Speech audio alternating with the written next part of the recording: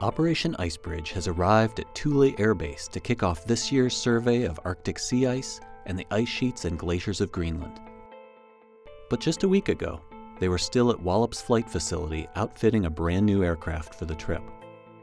Actually, the NASA C-130 4-engine turboprop cargo plane has seen 5 decades of service, but it's a new aircraft to IceBridge.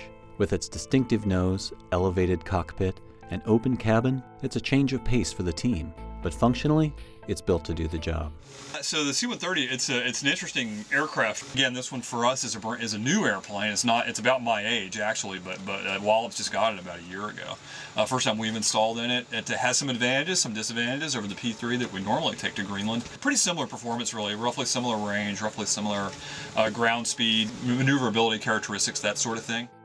For the past few months, the Wallops and IceBridge teams have been busy making sure the aircraft is properly configured for the mission's many laser, radar, and photographic instruments.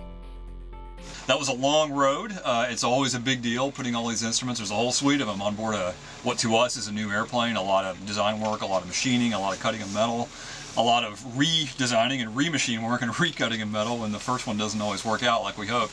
Once we're modularized and designed into the system, it'll be pretty easy, but the first time is hard, and that's what's been an issue with this particular deployment, because all of our optical instruments have to be machined to fit to look out of a particular viewport in the bottom.